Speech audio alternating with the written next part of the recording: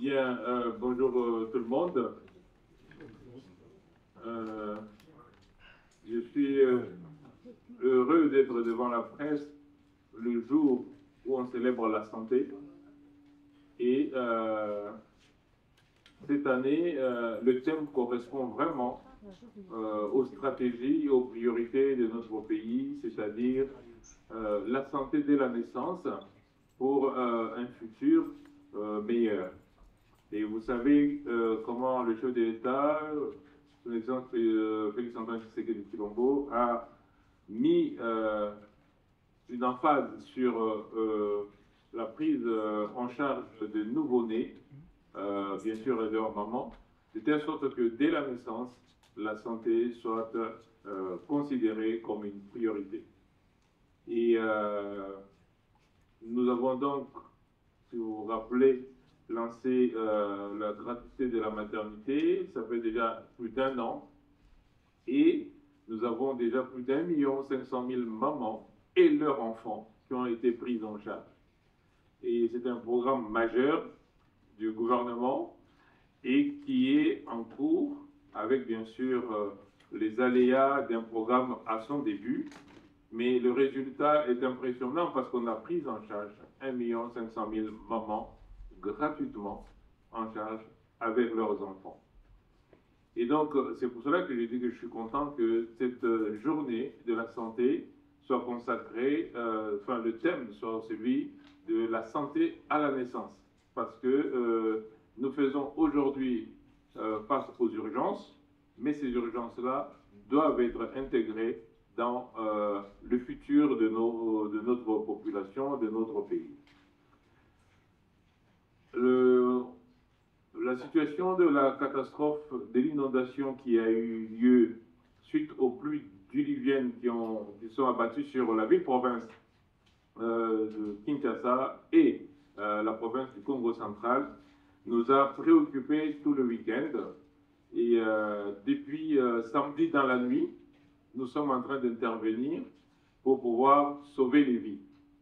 Et le ministère de la Santé est toujours en première ligne parce que, comme je l'ai dit, je le répète, toutes les catastrophes finissent par être des catastrophes sanitaires.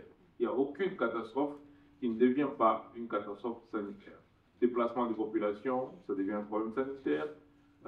Violence basée sur le genre, ça devient un problème sanitaire. Inondation, c'est un problème sanitaire. Écoulement des terres, c'est un problème sanitaire.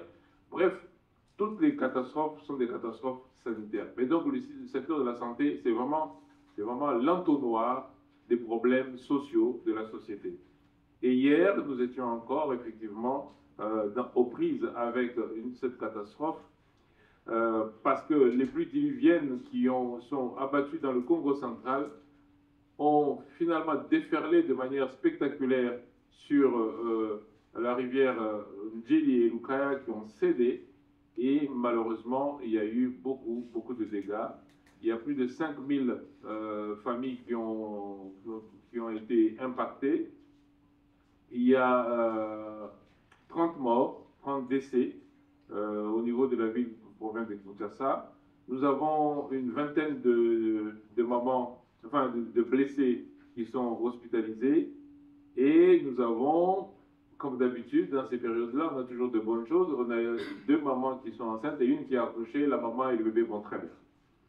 Et donc, telle est la situation sanitaire liée à cette catastrophe-là. Et j'aimerais peut-être écouter les questions des journalistes pour préciser les choses s'il y a besoin de le faire.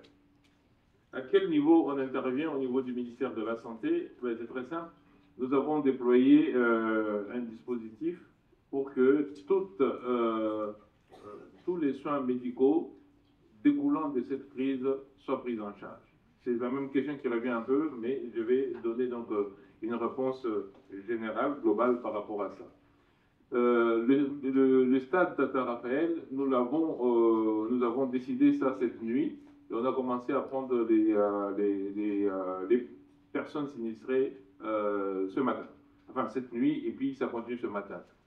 Hier déjà, nous avions ouvert un premier site à l'école Lumumba, au niveau de la 16e rue, Et au niveau de ces sites-là, nous avions déjà ouvert un poste médical avancé.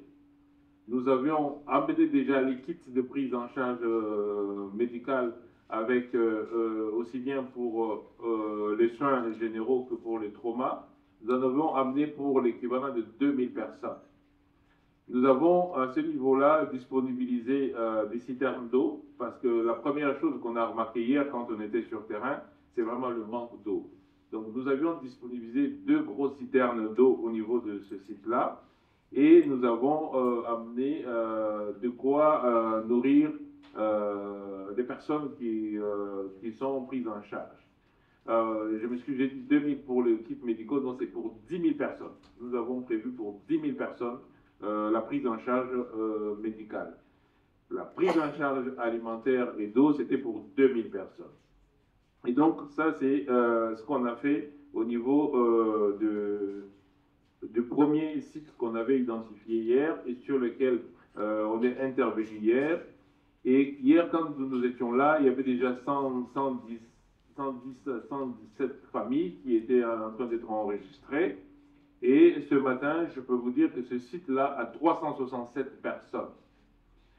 Au niveau du site maintenant qu'on a ouvert, du stade Raphaël, où nous sommes maintenant déjà en train de mettre le même dispositif médical et le même dispositif de prise en charge alimentaire et d'eau, nous avons actuellement 595 personnes.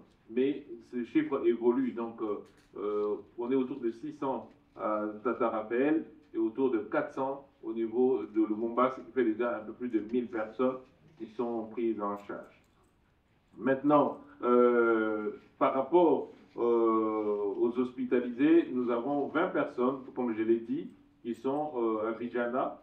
Et ces personnes-là sont prises en charge gratuitement pour répondre à la question de savoir quelles sont les mesures qu'on prend et sont prises en charge gratuitement. Donc nous ne demandons pas l'intervention des familles pour la prise en charge des personnes sinistrées. Alors,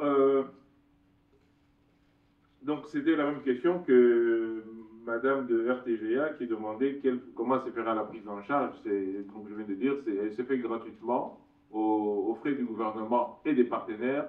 Par exemple, l'OMS et l'UNICEF sont avec nous déjà sur les différents sites et nous permettent d'avoir aussi bien des latrines et par exemple sur le site de Lumumba, c'est un gap que nous devons combler, mais on a déjà de premières latrines qui ont été installées hier.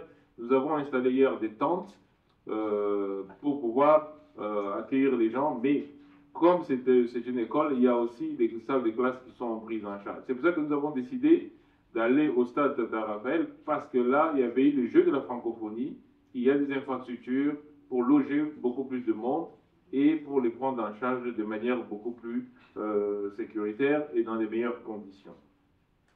Alors, est-ce que le ministère des Transports est impliqué? Oui, parce qu'en fait, la coordination de la riposte est faite par le vice-premier ministre, le ministre de l'Intérieur.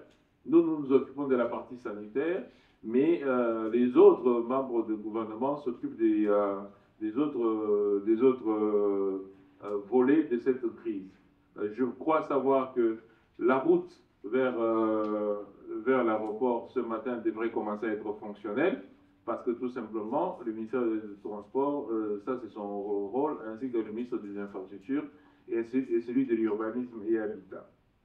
Maintenant, pour la prise en charge des décès, encore une fois, oui, le gouvernement prend en charge, c'est une catastrophe, on ne peut pas laisser les familles déjà sinistrées, qui ont perdu leur habitat, qui ont perdu tout ce qu'il y a. Hier, j'ai vu des personnes qui ont tout perdu en fait. Ils ont perdu tout ce qu'ils avaient dans leur maison pour certaines des choses pour lesquelles ils sont investis pendant des années. Et donc on ne peut pas maintenant leur demander encore d'enterrer leurs morts. Ça, c'est le travail du gouvernement et du ministère de la Santé. Donc là, c'est clair que nous prenons en charge. Donc voilà à peu près, c'est l'ensemble de questions qui sont posées parce que c'est surtout autour de la prise en charge que les questions ont tourné.